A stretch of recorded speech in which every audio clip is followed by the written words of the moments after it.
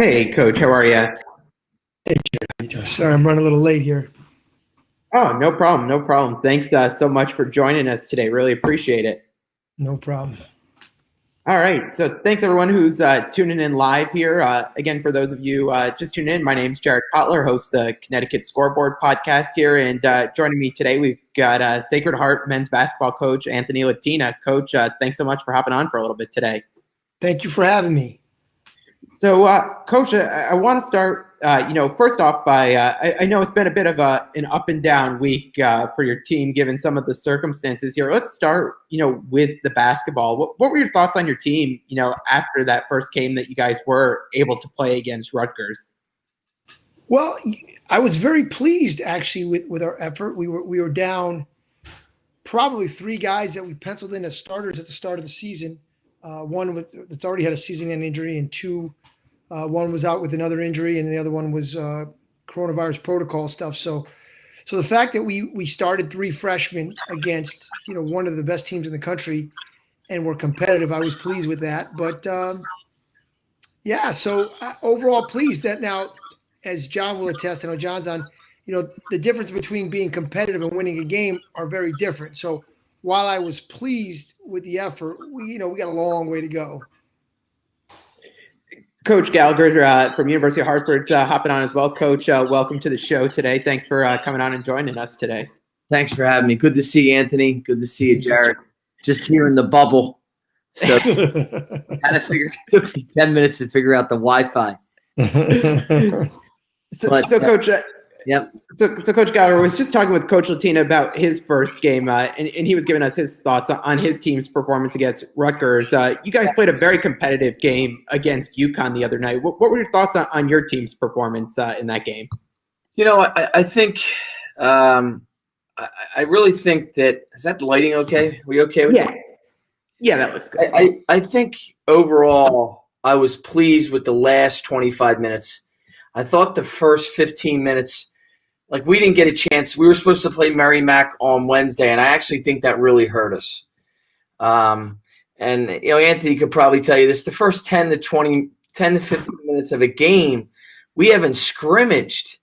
So, and I know Anthony's on pause. I'm trying to get as many games in before inevitably everybody in the country will go on pause by the numbers. I mean, that's why Jay Wright's staying up here in the bubble. It's just to get games. So I was happy with the last 25 minutes. I think we have a chance to be real good. I just think we have to play a lot. We just have to compete. And this year's been so choppy. We didn't start working out until the end of September. So I do like the group. I like where we're headed. And I'm just trying to play as many games as possible.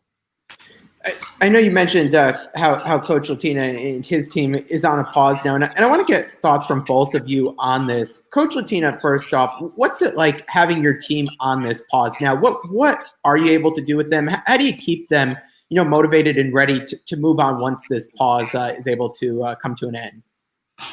Well, the first thing that we try to do is make sure that they're not going stir crazy in their dorm room and trying to keep them engaged and, make sure obviously they're doing their schoolwork. We're doing Zoom calls daily. We're doing Zoom calls with our strength coach. Now for us, because we've had multiple positive tests, the people that have already previously had positive tests and have gone through their process are not quarantined. So it's not our whole team, but it is a majority of our team. It's eight of our 15 guys.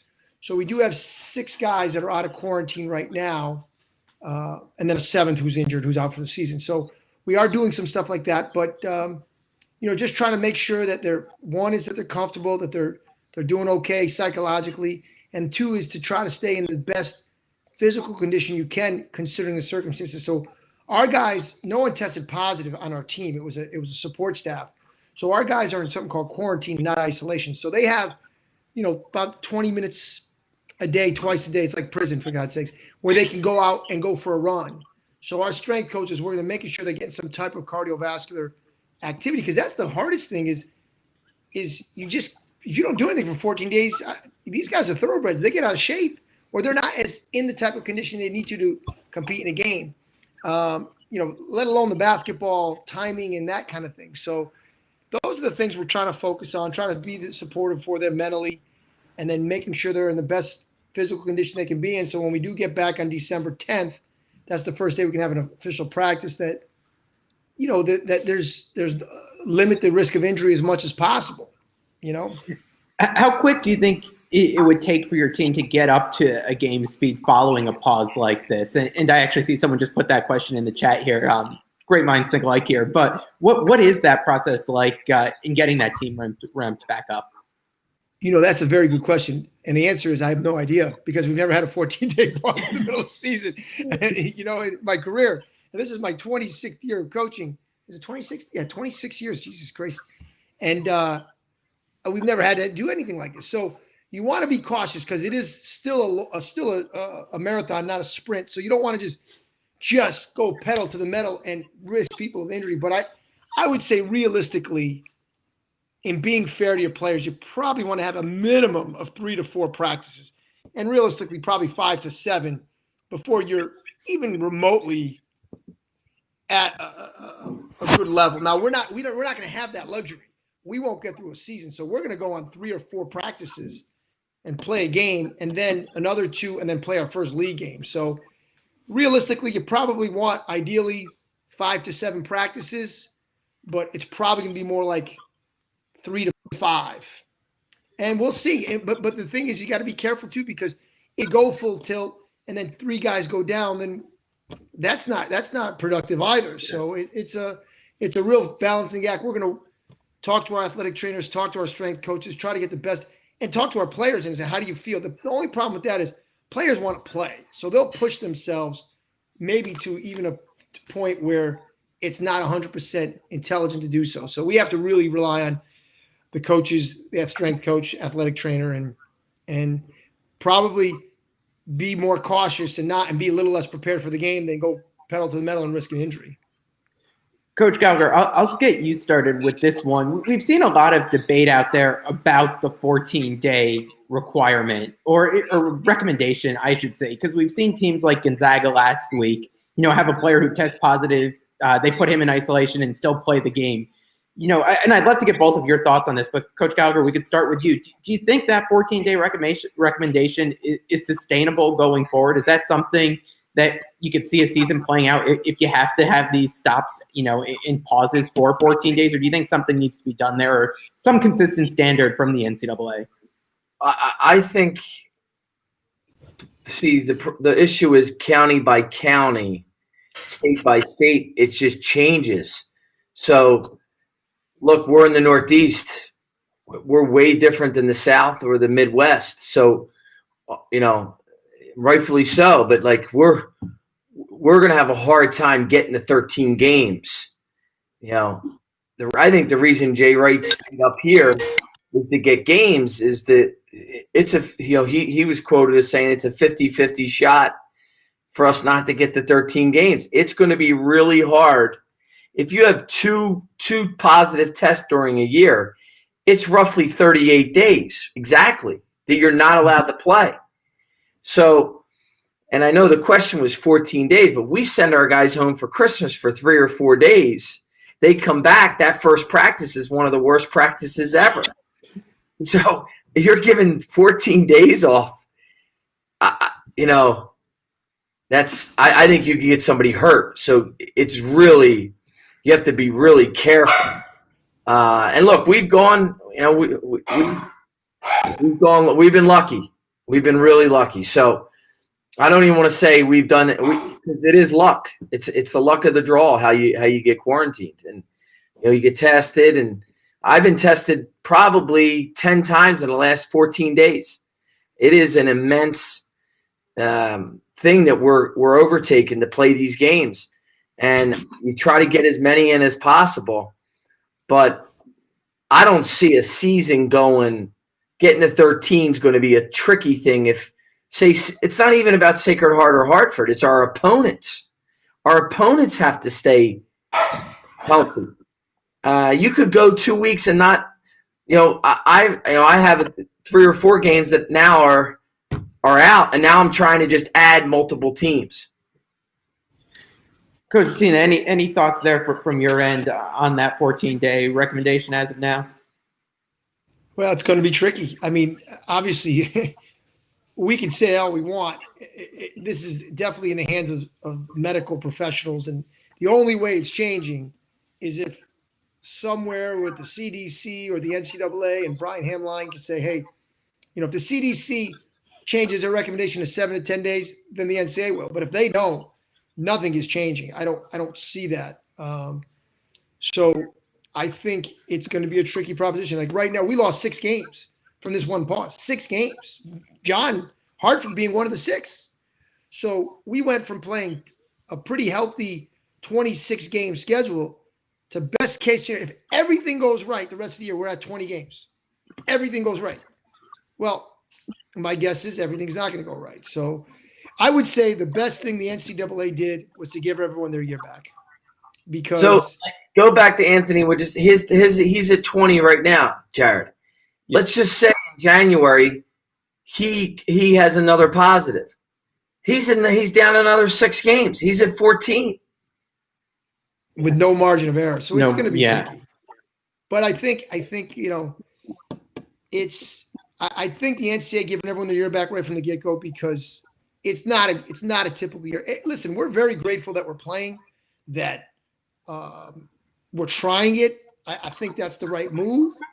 And John and I are very fortunate. We're at 2 really good places that we're both established at this point. So we're going to have other years to coach.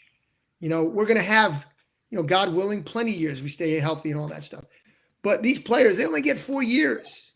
So I feel bad for the guys, to be completely honest with you, that because being a college athlete, especially Division I basketball, is such a unique, extraordinary experience. And it still can be good. I mean, there's still a lot of positive, the camaraderie, the growth, all that stuff. But a big part of this is not there. But with that said, we're grateful we're giving it a shot. We're going to give it the best shot we can. Hopefully we have some success.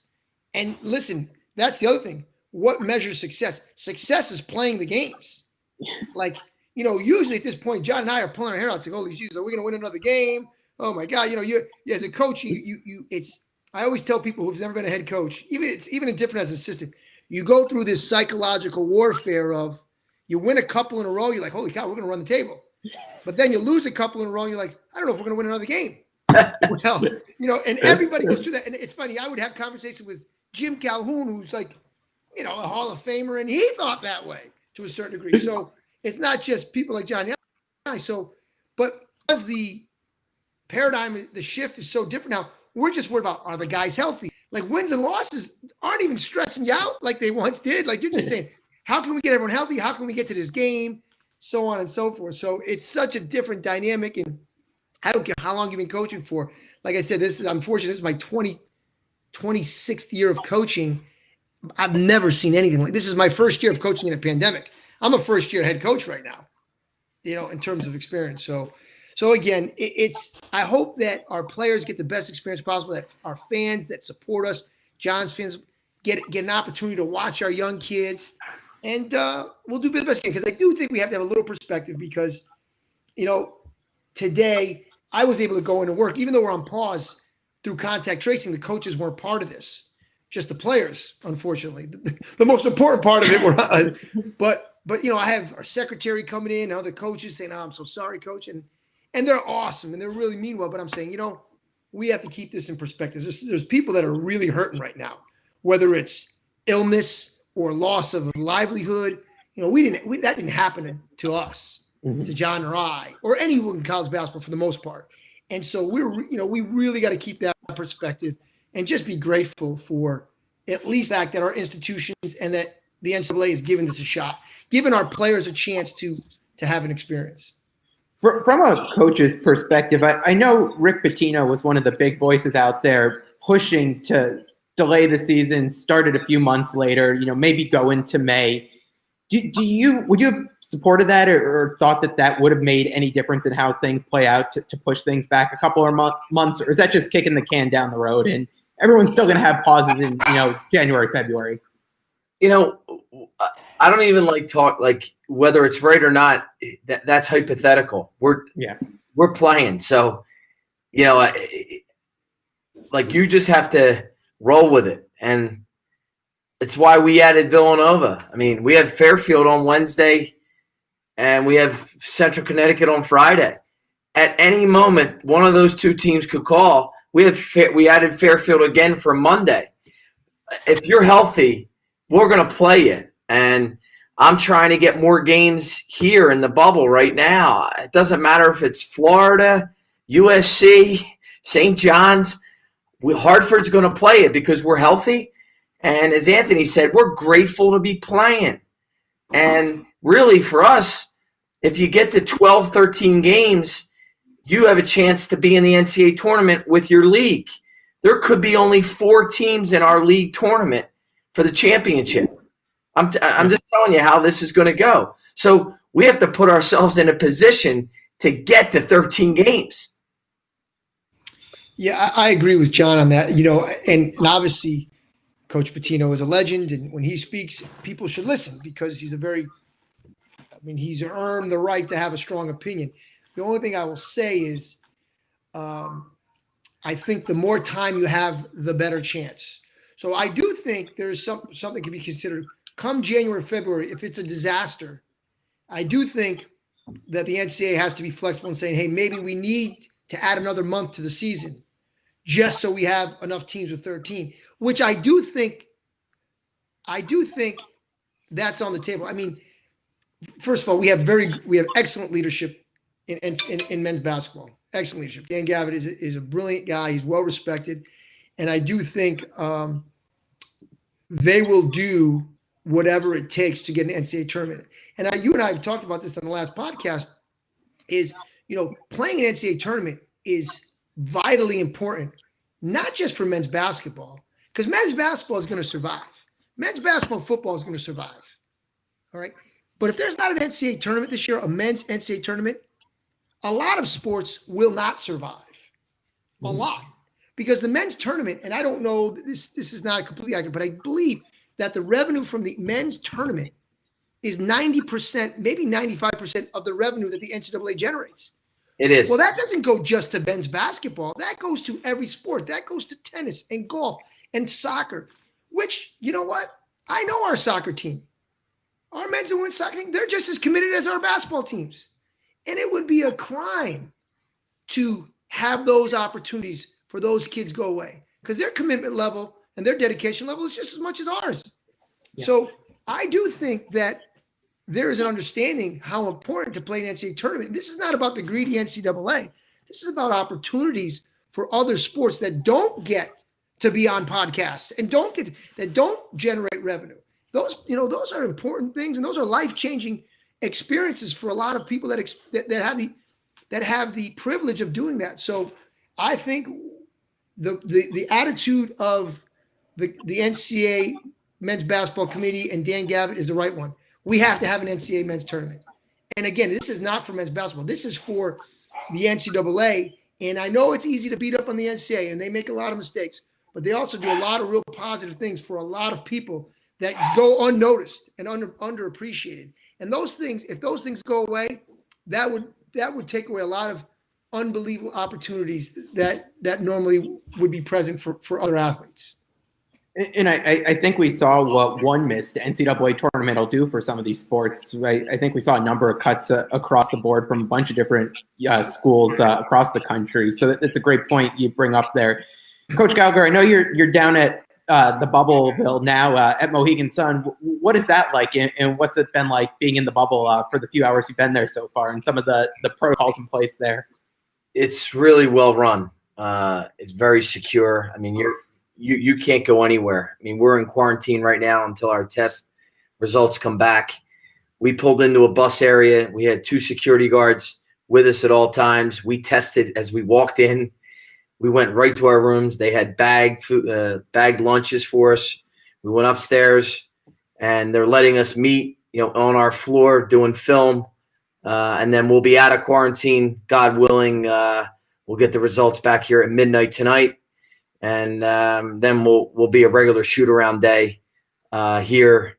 And then we tip at 5 o'clock on national TV, ESPN2 against Villanova. So, UConn, Villanova, Anthony.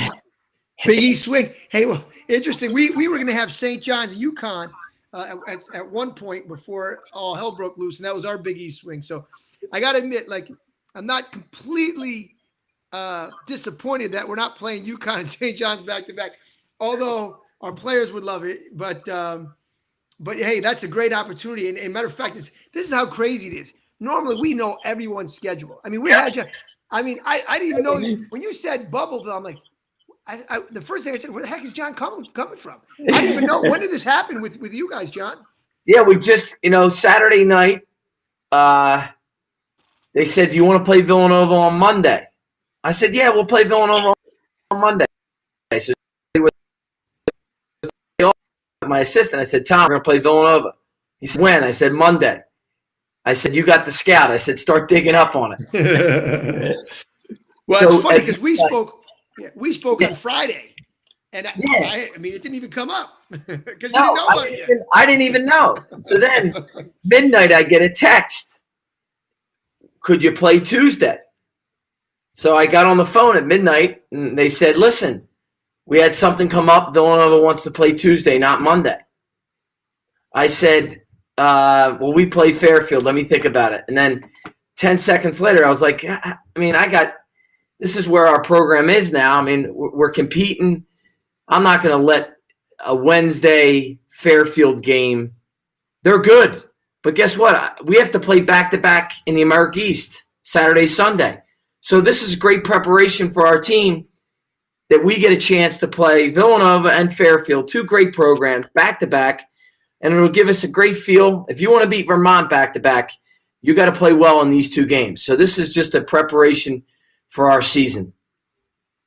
Yeah, it's there'll be some real good books written about just scheduling alone in a pandemic. I mean, it's been as soon as we were playing NJIT, we were scheduled to play them, and they go on pause. I'm telling you, it couldn't have been more than a half hour later. I got 6 calls. Hey, can we replace NJIT? I know you have them on your schedule. And listen, coaches are. I'm sure every head coach is saying, keep an eye on who's getting paused so we can pick up games, especially regional games. So it is a whirlwind. It is. I've never seen anything like it. And here's the crazy thing. I've said this many times. Other than recruiting, scheduling is probably the second most important thing you do. And that's out the window because you're just trying to get games now. Like, usually you don't want to set up your team for failure. Like John's has a little bit more of a veteran team. They're going to be really good. And so you don't want to take too many hits against the UConns and Villanovas of the world because, you want to have confidence and stuff.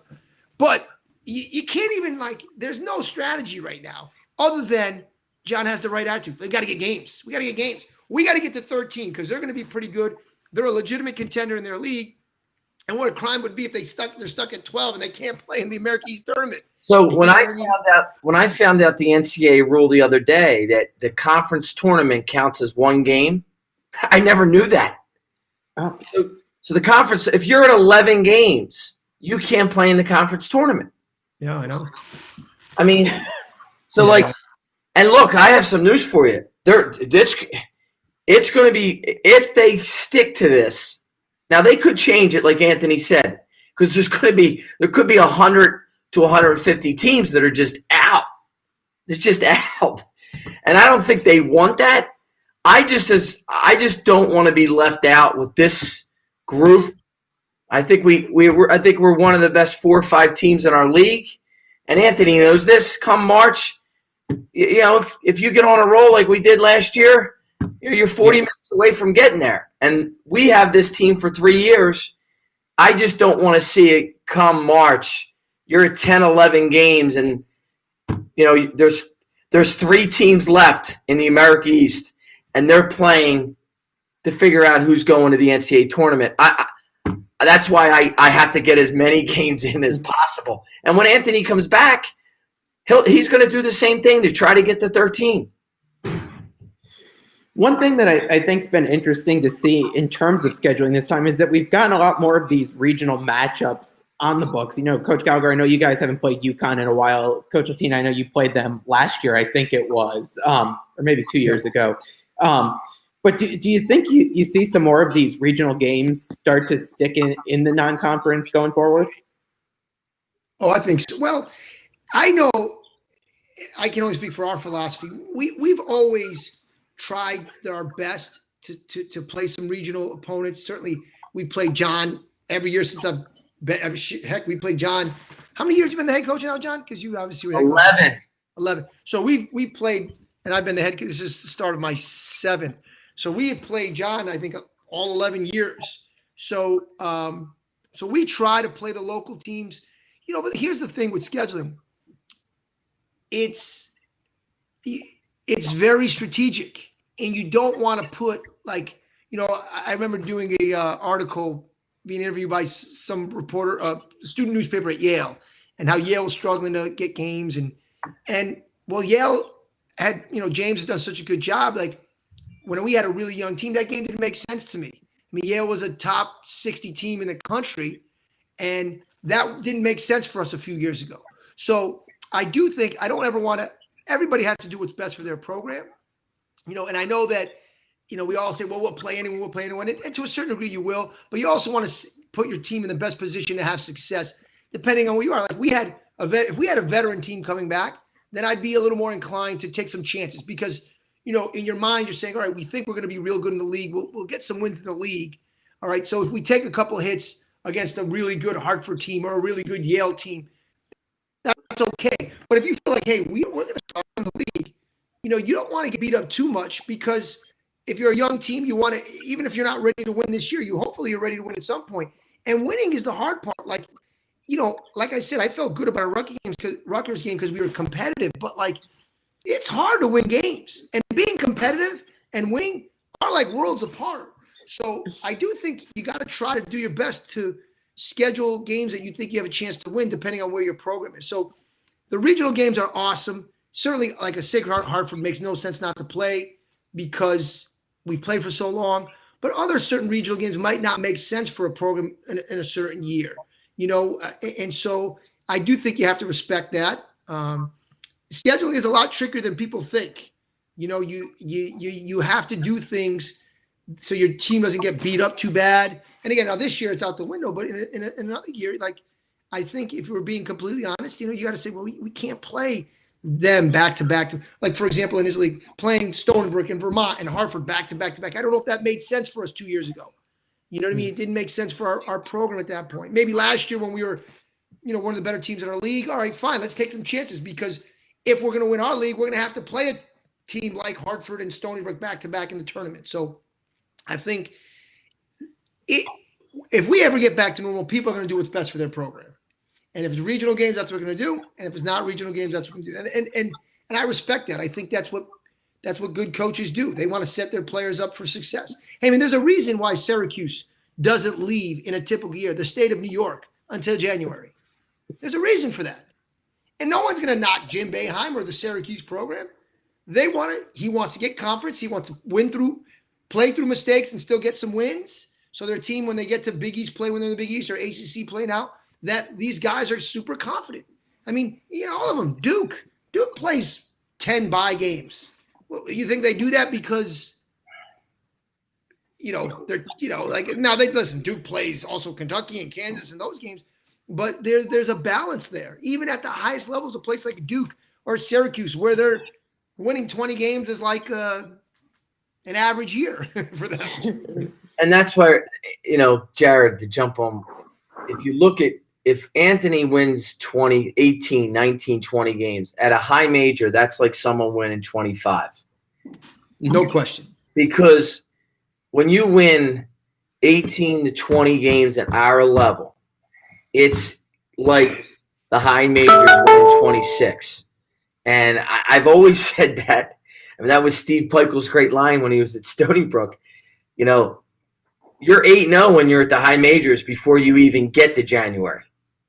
Or December. And like at a Hartford, for us, we're definitely playing 3 or 4 high majors every year. Now, we've won a high major game the last 4 years, which Anthony will tell you it's remarkable. And rare. It's rare. Rare. It's that's the other thing people don't forget. So most of our programs, if you're playing 4 high majors, you're probably best case scenario starting 1 and 3, Easy. maybe 0 and 4. Where a lot of the high majors, if they're a good high major, they're starting 9 and 1, 10 and 1, 10 and 2.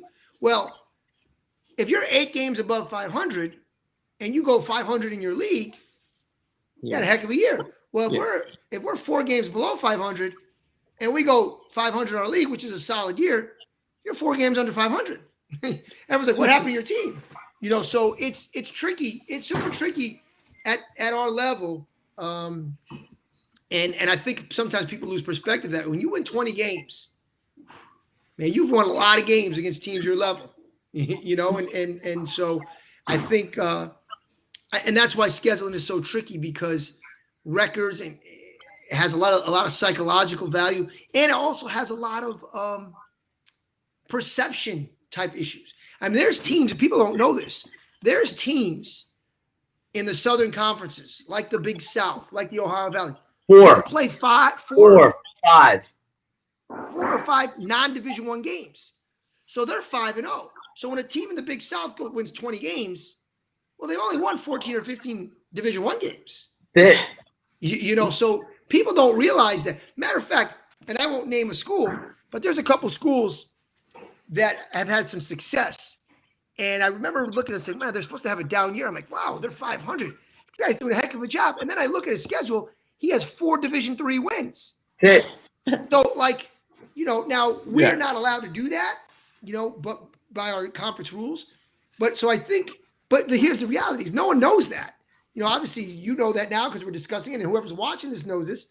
But I do think that people don't realize that a lot of the Northeast schools, like the America East and the Northeast Conference schools, you're getting 3 or 4 generally built-in losses every year. So it's good. Listen, it's good for the schedule. By the way, Anthony, as you say this week I signed Duke for next year. That's okay. Look at that. Cool breaking news here. Which is cool. It's a super cool game. You're going to Cameron Indoor. Yeah. And you hope you play well and whatever. I always used to joke. I said, everyone wants to play UConn every year. I said, yeah. UConn's a great idea. And then I'm playing the game and I'm looking up at the clock when 19 minutes go to the second half. And I'm like, why the hell did I play this game? Now, fortunately, we played well against them last year. John played very well against them. So when you play well, it's a real positive for your fans and for your players. But there's always the possibility. I mean, there's some good. I mean, heck, Oakland, guy's a genius. The guy's a historic Hall of Fame level coach, was down 53-12 against Illinois. This guy. I would die to have his resume when my career is over. Well, I'm sure when he was playing Illinois, he was looking at him like, why the heck did we play this game? This guy's been to multiple NCAA tournaments. The guy's a legend over there. So, you always run that risk where the ball's just not dropping. You're getting a bad whistle. And before you know it, it's 35. And now you got to pick up the pieces. It's funny. We played Oakland in a home and home. And we won. My best weekend as a coach as a non-conference weekend was we won a Friday game versus Oakland and a Sunday game versus Bowling Green at home. And no one knew in Hartford or the Hartford area how good those 2 wins were. Oh my God. We go back the next year. We lose 2 close games to Oakland and Bowling Green. But those are 2 – I mean, Anthony, the great Campy's as good as a coach. And the crowd – I mean, they get huge crowds at the Oakland game. It's a great atmosphere. But it's funny – I don't think people realize the amount of basketball in the Midwest and out there. I mean, it's as competitive as it's ever been.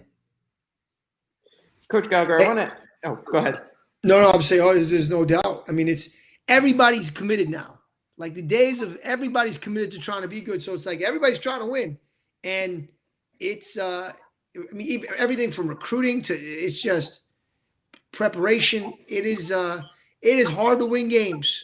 Believe me, it is hard to win. And when you win it, you better enjoy it because there's no guarantee. You know what I mean? You enjoy that win because they're hard to come by. Coach Gallagher, I just want to get a couple quick thoughts from you because I did get a lot of questions in my inbox about for you about going up against UConn and getting your thoughts on them in the team. Kind of couple that came in where who had impressed you most on UConn, and then to talk about some of the ways that you kept UConn in check a bit because I know you guys got off to a cold start, but then throwing multiple different defenses at them, a few variations of zone, really kept them in check in the second half. I actually was just reading my post-game folder. Anthony probably does the same thing. So after a game, you take your notes right afterward on the bus. I stole it from Phil Martelli. That was my college coach. But I was just looking over the notes. Let me just grab one of them. Hold on. Here it is. So this is the notes here. So the amazing thing about when you go against somebody live, and Anthony can tell you this, is like the key to their season is going to be Martin. It's Cole and Martin because you know what you're going to get from Book Night.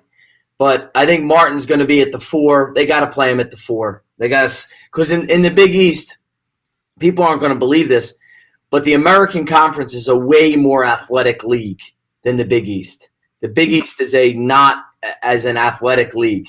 It's not. There's great athletes in the league, but it's not like the American. It's not like the SEC.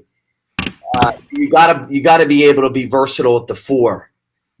Studying Villanova, the biggest guy they got is 6'9". I mean, they're playing 4 interchangeable parts, and I think the 2 keys of the team are Cole and Martin, in my opinion. They got to be killers, and I think the development, in my opinion, of the freshman big, he's Sanango. He's the kid. He's got to develop because he's so big and he has such a presence and he has so much energy out there that he's got to keep developing. But they got a lot of pieces. I mean, Polly's got to give him something. Welly's got to give him something. But the 2 keys are, in my opinion, are Cole and Martin. I want to ask you both this and get your thoughts. I know that, when you watching pregame stuff and in the media, that they're going to want to hype how Coach Gallagher, how you guys are playing Villanova coming off a loss. Does that put anything else in your head as you're going into prepping for a team coming off a loss like that when they were, a team that was probably expected to beat Virginia Tech the other day? You take it as it come. I mean, look, it's like this. I got a chance to play Villanova. I played at St. Joe's in Philly. You got a chance to play Villanova on national TV. For our program, there's a lot of programs that aren't playing right now. I just don't have the ability. Like, I watched the game. I had already committed to the game. And, you want me to back out? It just doesn't – it's not going to do it. It's not my style. And I understand what we're going against tomorrow. But it's really a great chance. I already know how I'm going to word everything to my team after, you always think about things, scenarios, because you got to get them. This is a long marathon. This opportunity for us, whether Villanova won or lost, we have to go play well. That's what we have to do. We have to worry about how we play. And even if we play well, we may not come out on – I didn't think we played well against UConn for 15 minutes. That's why if you're down 19, you can't win the game. If you're down 11, you can win the game. So I don't want to be down 19 tomorrow with 10 to go. I'll get you both out of here on this question, and we can wrap things up here. I know you guys are both really active coaches. You're energetic on the sideline. What's it like coaching with a mask on? Oh, truthfully, it's the worst. It's terrible. It's awful. I mean, it's awful because the players, first of all, when we played Rutgers, they were pumping in music the whole game. Like, you can't hear it. You couldn't even hear yourself think, which is fine. I mean, it gave it a little bit of an atmosphere, but these guys can't normally hear your normal situation, but they can read your lips. They can't do that now. So it's it's not. I mean, as you see, a lot of coaches have it down and stuff like that. It's very difficult to do. Not because of you can't breathe. It's just more the communication part of it. You know, they can't hear you as well. They can't read your lips if they can't hear you. It's a very difficult thing to do. I get it. I mean, I think I get why we have to wear it. I mean, we're all part of a bubble anyway, like our own little tier, and we get tested minimum 3 times a week, sometimes 4 or 5, depending on your game schedule. But it's not it's not ideal. The guys can't understand you when you're, so, but it is what it is. It's not changing. We're wearing them until probably for the rest of the year. So I better figure out, we better start having more hand signals and things of that nature. So, so I think it's funny. They didn't play any music in the UConn game. I think Danny Hurley and I were the music. I can tell you this. I heard everything he said, and he heard everything I said. So it was, we had some fun. And by the way, I must say this, and for all the UConn fans out there, he's done a program. And I'm telling you, the talent level, and they can win the Big East if Cole and Martin play well. They'll be a top. If they just play okay, they're going to be a top 4 or 5 team. He's done such a good job, Anthony. I think you would agree. Oh, tremendous! They're recruiting at a UConn level again. Yep. And he's a wonderful, and he's an outstanding coach, and he was the right guy at the right time. It was a terrific hire, and he's going to do a great job. And listen, when UConn is good, I think that's good. That's really good for us. It's good for our programs because then the level of interest in college basketball increases dramatically. So UConn being good, because we're not competing against UConn. Nope. That's not our competition. But we're thrilled to play them, and it's great. It's a great test for our guys. But I think when they're good, it's really good for basketball in Connecticut. And so I root for them. And I grew up in Connecticut, so I'm a UConn fan. I mean, I actively root for them. I mean, when they won their first national championship, I remember I was in the hotel room at the Final Four when they're playing. And I was with, interesting enough, Joe Riley, who's a good friend of mine. He's coach at Wesleyan. We go every year together. And James Jones, who might have not even been the head coach at Yale yet, he might have been an assistant there or assistant at Ohio. And I'm watching the game, and I'm going nuts during the game when they're playing Duke, going nuts. And James is looking at me like, Anthony, what are you giving what about UConn? I said, James, I grew up in Connecticut. You understand? I always said this. I remember I was in the 5th grade, and I said, I was watching Indiana. I said, if UConn could just be like Indiana, this was like early 80s, like 84, 85, 86. And now UConn's like Indiana. So as a basketball fan growing up in Connecticut, I'm excited about that. Now, obviously I have my own team now, and I'm mostly invested in Sacred Heart, and I'd rather have Sacred Heart be good than UConn. Don't get me wrong, but I still root for them. And Danny's he's very gracious with his time with the other coaches, and they have a great staff. So I'm rooting for him. I'm really rooting for him. But his recruiting class, this next class, is his best class, and they're just gonna. They're going to be a top 10 team they are coming. The train is coming. Yeah. You don't want to get in that way. So yeah, hopefully I'm not getting run over by him. I'm glad I played that game. By the way, Anthony, here's the funniest thing. We beat Rutgers, BC twice, and Northwestern the last 4 years. We lost to UConn. I got more messages from people in the state after just hanging around the UConn game. I don't even know if people knew we existed, but that's how much UConn. And I didn't know that. There's no question. I always say playing Connecticut, and Tom Moore is a good friend, is if you play well, it's so invaluable for your program. But again, you just hope you don't play awful, and then because everyone's paying attention to that game. Everyone's going to know if you play lousy, and everyone's going to know if you played great. So. You are rolling the dice because they are really, really good right now. If you lose they by can make 40, you look bad. Woo, if you lose by 40, look out.